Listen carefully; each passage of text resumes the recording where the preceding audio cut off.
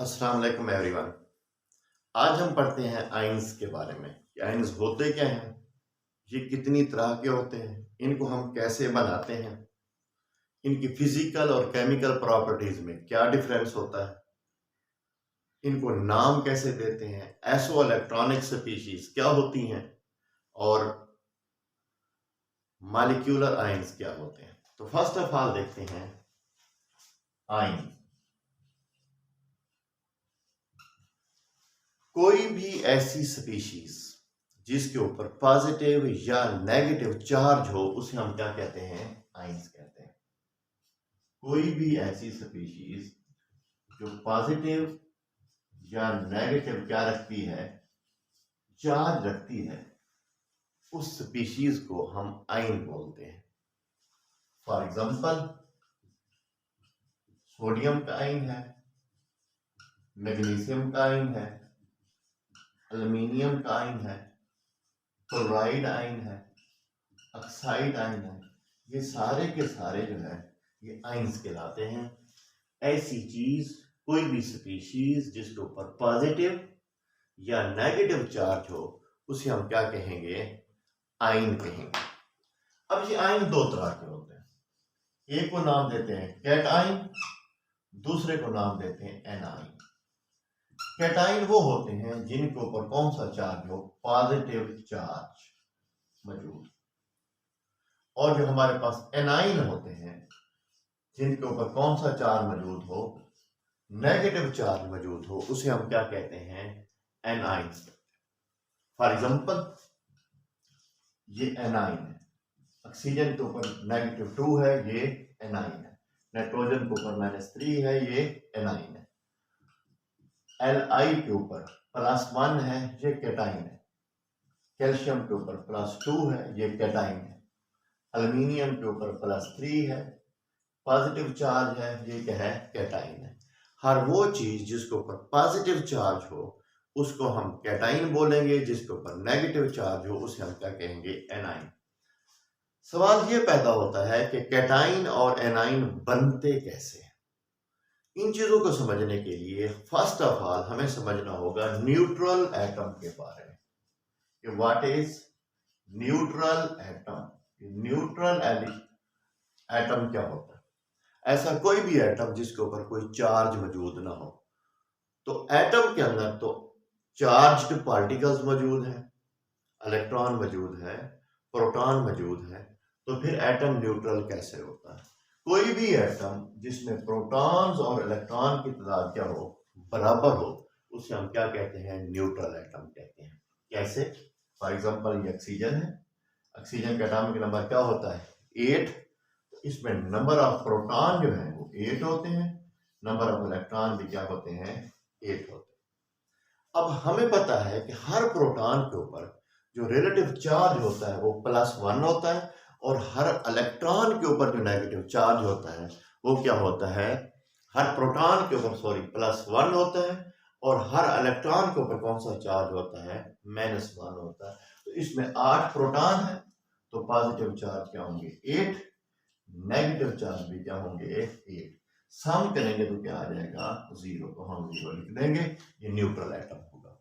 क्योंकि हर प्रोटॉन पे +1 है, 8 प्रोटॉन है, तो 8 पॉजिटिव चार्ज हो जाएंगे, और नेगेटिव चार्ज कितने हो जाएंगे, वो भी 8।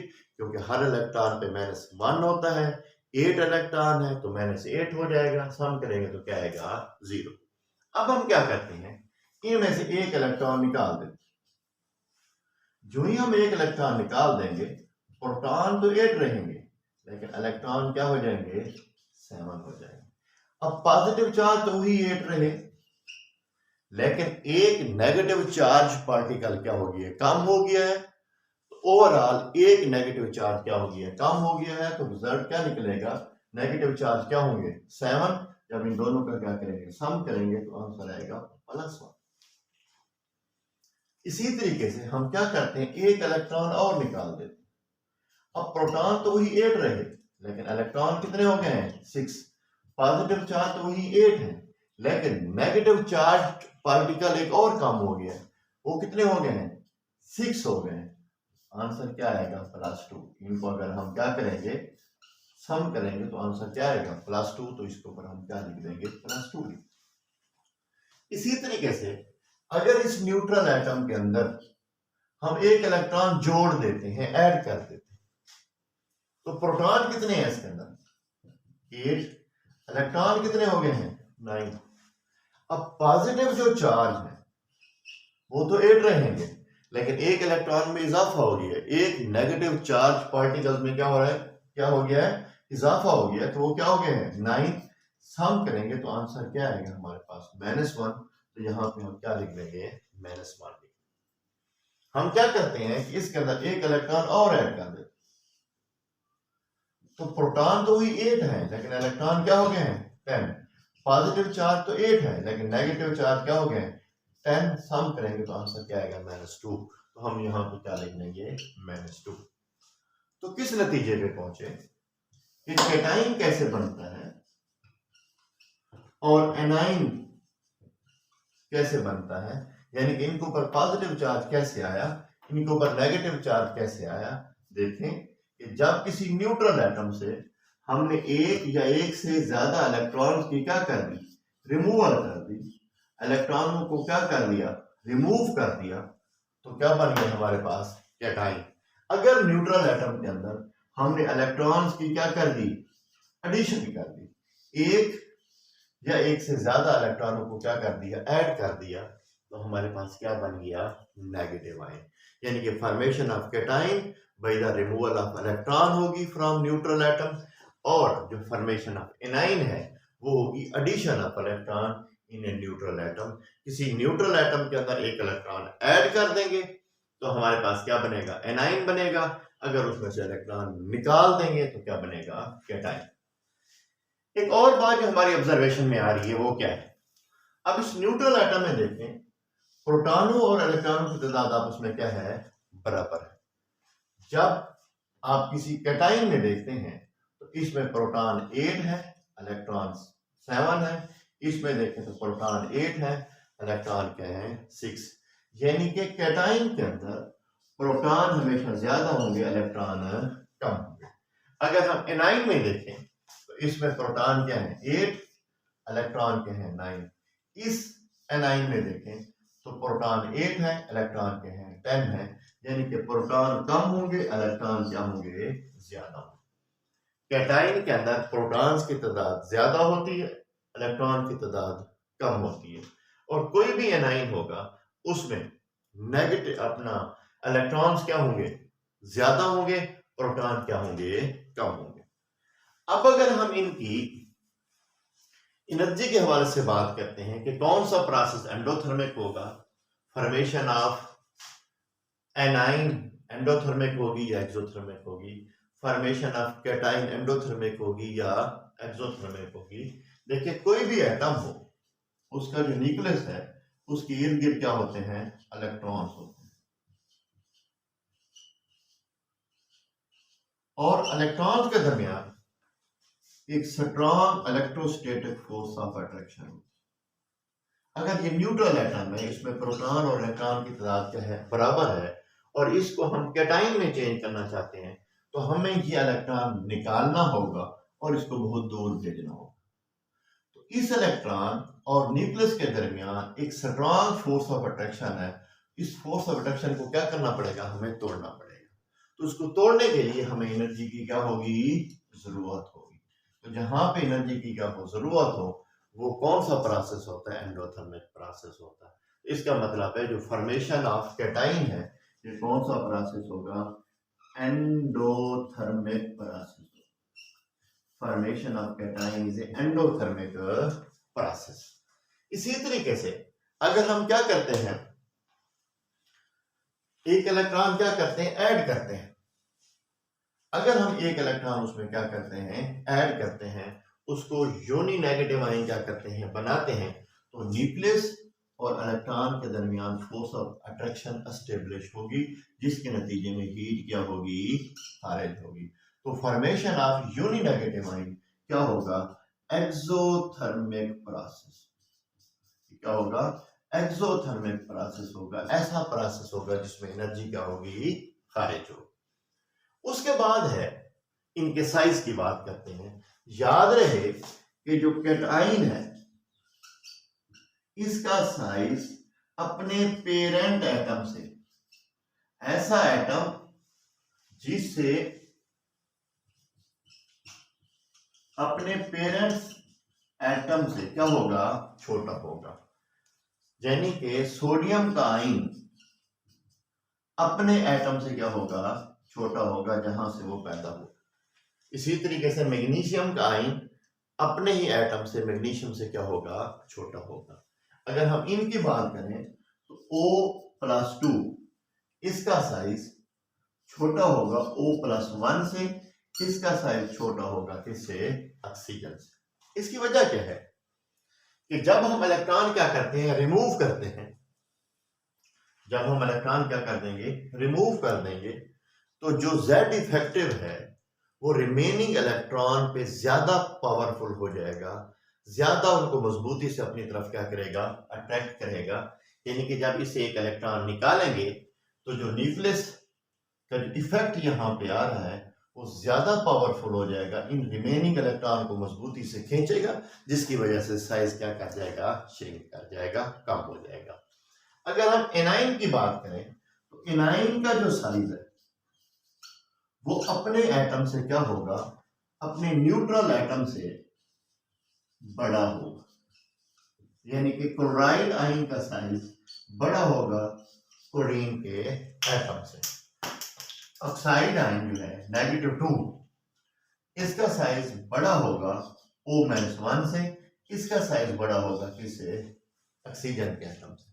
वजह क्या बनेगी कि जब हम क्या करेंगे, इलेक्ट्रॉन ऐड करेंगे, ये न्यूक्लियस इस इलेक्ट्रॉन को क्या करेगा, अपनी तरफ अट्रैक्ट करेगा, तो पहले वाले इलेक्ट्रॉन और आने वाले इलेक्ट्रॉन के दरमियान क्या होगी, रिपल्शन होगी, जिसकी वजह से साइज थोड़ा सा क्या कर जाएगा, इंक्रीज कर जाएगा।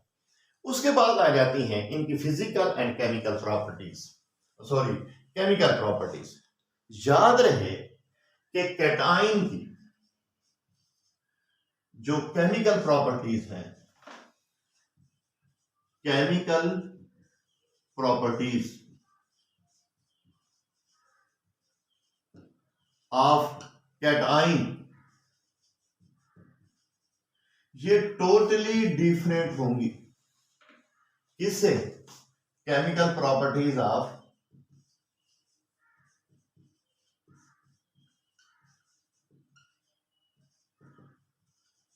न्यूट्रल एटम, उसके न्यूट्रल एटम से टोटली डिफरेंट होंगी। सोडियम की आयन की प्रॉपर्टीज टोटली डिफरेंट होंगी, किससे, सोडियम के एटम से। सोडियम के आयन हम इस्तेमाल करते हैं, सोडियम के एटम का हम इस्तेमाल नहीं करते। हम साल्ट के जरिए आयन खाते हैं NaCl, लेकिन सोडियम का इस्तेमाल नहीं करते। ये बहुत ज्यादा क्या है, रिएक्टिव है, और इसका हम क्या करते हैं, यूज करते हैं। वजह क्या है, इसमें नंबर ऑफ इलेक्ट्रॉन 10 है, इसमें नंबर ऑफ इलेक्ट्रॉन के हैं 11 है। इसकी इलेक्ट्रॉनिक कन्फिगरेशन और होगी, इसकी इलेक्ट्रॉनिक कन्फिगरेशन और होगी। इसके न्यूक्लियस के गिर्द इलेक्ट्रॉनों की तरतीब और है, इसके न्यूक्लियस के गिर्द इलेक्ट्रॉनों की तरतीब और है। और केमिकल प्रॉपर्टीज का ताल्लुक किससे होगा, इलेक्ट्रॉनिक कन्फिगरेशन से। इनको नोट कर लें, तो फिर हम देखते हैं कि इनको नाम कैसे देते हैं।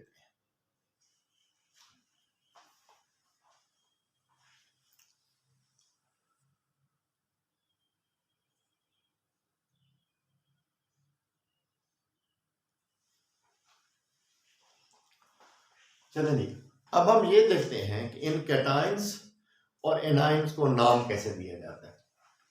जो कैटाइन है, जैसे कि alkali and alkaline earth metal के जिनके ऊपर +1 चार्ज होता है, उनका नाम जो है वैसे ही होगा जैसे उनके पेरेंट एटम का होता है। यानी कि जो सोडियम है, इसे हम सोडियम पढ़ते हैं, इसे हम क्या कहेंगे, सोडियम आयंस। ये हमारे पास मैग्नीशियम का एटम है, इसे हम क्या पढ़ेंगे, मैग्नीशियम आयन। ये एल्युमिनियम का एटम है, इसे हम क्या पढ़ेंगे, एल्युमिनियम का आयन। चाहे वो अल्कली मेटल है, चाहे वो अल्कलाइन अर्थ मेटल के कैटाइन है, उनके नाम पेरेंट नेम जैसे ही होंगे, बस हम आयन का क्या कर देंगे, इजाफा कर देंगे। Sodium atom, sodium ion, magnesium का एटम है, मैग्नीशियम आयन है, अल्मीनियम अल्मीनियम आयन है। इसी तरीके से हमारे पास क्या है, कैल्शियम कैल्शियम आयन। हाँ, वो कैटाइन, वो मेटल्स जिनके दो कैटाइन होते हैं, जैसे कि Fe +2 Fe +3, Pb +2 Pb +4। इसी तरीके से मरकरी है +1, मरकरी क्या होते हैं +2। ऐसी मेटल जिसके दो कैटाइन होते हैं उनको नाम देते हैं जिन पे चार्ज कम हो, उसके एंड पे आता है अस, और जिनका चार्ज ज्यादा हो उसके एंड पे क्या आता है ई। इसे हम क्या पढ़ते हैं, फेरस, ये हमारे पास क्या होता है फेरिक। इसे हम क्या पढ़ते हैं प्लम्बस, ये क्या होता है प्लम्बिक। ये क्या होता है हमारे पास मर्क्यूरस, ये क्या होता है मर्क्यूरिक। या इनको एक और नाम भी दिया जाता है कि हम इनके नाम में तो कोई तब्दीली नहीं करते, लेकिन ब्रैकेट में रोमन जो हमारे पास डिजिट होते हैं उसमें हम क्या लिख देते हैं, इनकी ये चार्ज लिख देते हैं। यानी कि इसको हम कैसे लिखेंगे, आयरन ब्रैकेट में लिख देंगे +2, इसे क्या लिखेंगे आयरन ब्रैकेट में लिख देंगे +3। इसे हम क्या लिखेंगे लेड और ब्रैकेट में लिख देंगे 2, और यहां पे क्या लिखेंगे हम लेड और ब्रैकेट में लिख देंगे 4। इस तरीके से हम इनको क्या देते हैं नाम देते हैं। और जो हमारे पास एनाइन है, जो यूनी नेगेटिव जो मोनो एटॉमिक एनाइन होता है, जो हमारे पास क्या होता है मोनो एटॉमिक एनाइन,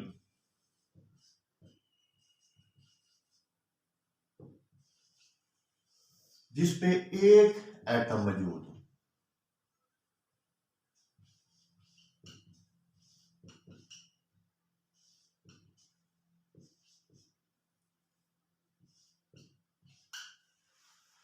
जो मोनो एटॉमिक एनाइन होते हैं उनकी एंडिंग हमेशा हम आइड पे करते हैं, जैसा कि क्लोराइड, ब्रोमाइड, ऑक्साइड, ये भी ऑक्साइड है, ये क्या है सल्फाइड है। जो मोनो एटॉमिक क्या होगा एनाइन होगा, उसकी एंडिंग हमेशा किस पे होगी एनाइन पे, अपना आइड पे होगी। और फिर हमारे पास आ जाते हैं ऑक्सी एनाइन, क्या आ जाते हैं ऑक्सी एनाइन, जिनके अंदर क्या मौजूद हो ऑक्सीजन मौजूद हो, जैसा कि NO3 -1, NO2 -1, इसी तरीके से SO3 -2 और SO4 -2। इन्हें हम क्या कहते हैं ऑक्सी एनाइन। तो जो ऑक्सी एनाइन है जिसमें ऑक्सीजन कम होती है उसकी एंडिंग होगी आइड पे, और जिसमें ऑक्सीजन ज्यादा हो उसमें एंडिंग क्या होगी एट पे। यानी कि इन दोनों में अगर हम डिफरेंशिएट करना चाहेंगे, इनका नाम देना चाहेंगे, तो ये होगा नाइट्राइट, ये होगा नाइट्रेट। इसके एंड पे 8 आएगा, इसके एंड पे 8 आएगा। ये क्या होगा सल्फाइट, ये क्या होगा सल्फाइट, ये क्या होगा सल्फेट। तो इनकी एंडिंग किस पे होगी 8 पे होगी। आप इसको क्या कर लें नोट कर लें।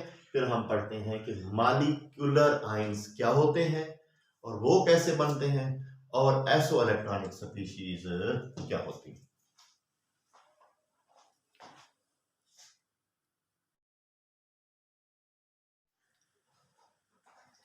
अब हम देखते हैं कि एसो इलेक्ट्रॉनिक स्पीशीज क्या होती है। व्हाट इज एसो इलेक्ट्रॉनिक स्पीशीज? ऐसी दो मुख्तलिफ चीजें, दो एटम, दो आयंस या मॉलिक्यूल्स जिसमें नंबर ऑफ इलेक्ट्रॉन क्या हो सेम हो, उसे हम क्या कहेंगे एसो इलेक्ट्रॉनिक स्पीशीज। फॉर एग्जांपल हमारे पास है CH4 H2O एंड NH3।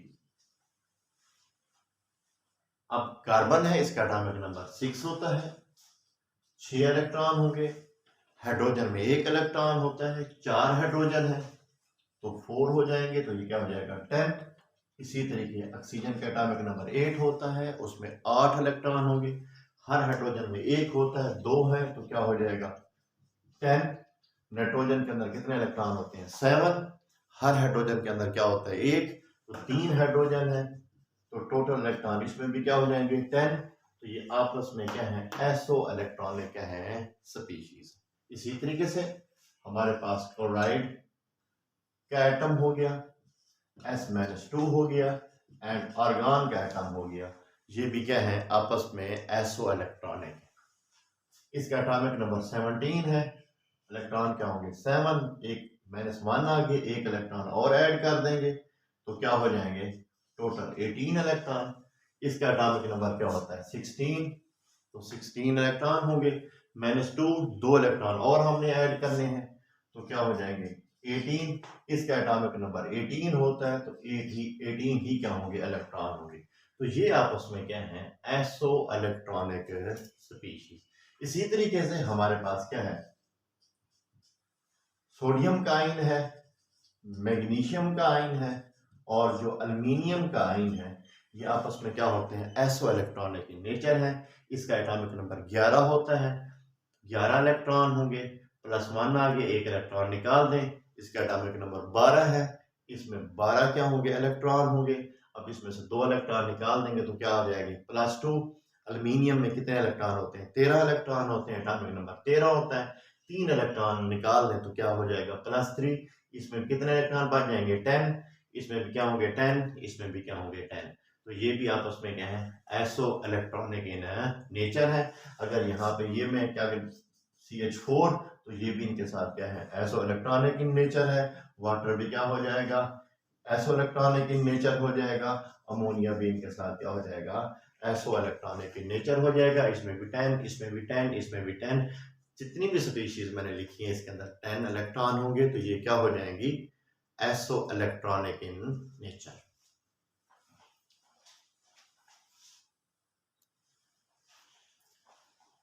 चलें जी, अब हम देखते हैं व्हाट इज मॉलिक्यूलर आयन, कि मॉलिक्यूलर आयंस क्या होते हैं। देखें, जैसे किसी हमने एटम से न्यूट्रल एटम से हमने इलेक्ट्रॉन निकाला है, पॉजिटिव आयन बना है। उसी न्यूट्रल एटम में अगर हम एक इलेक्ट्रॉन ऐड कर रहे हैं तो हमारे पास क्या बनता है नेगेटिव आयन, यानी कि क्या एनाइन बनता है। इसी तरीके से जो न्यूट्रल क्या होगा मॉलिक्यूल होगा, जिसमें प्रोटॉन्स और इलेक्ट्रॉन्स की तादाद क्या होगी बराबर होगी। अगर उसमें से एक या एक से ज्यादा इलेक्ट्रॉन निकाल देंगे तो हमारे पास क्या बनेगा मॉलिक्यूलर कैटआयन बनेगा।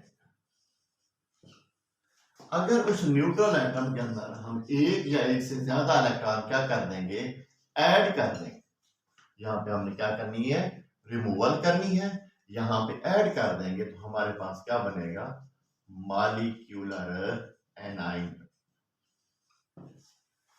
फॉर एग्जांपल O2 ऑक्सीजन का मॉलिक्यूल, अगर इससे हम एक इलेक्ट्रॉन निकाल देते हैं तो इस पे क्या आ जाएगा +1, एक और इलेक्ट्रॉन निकाल देते हैं तो इस पे क्या आ जाएगा +2। अगर एक इलेक्ट्रॉन ऐड कर देते हैं तो क्या आ जाएगा -1, एक और इलेक्ट्रॉन ऐड कर देंगे तो क्या आ जाएगा -2।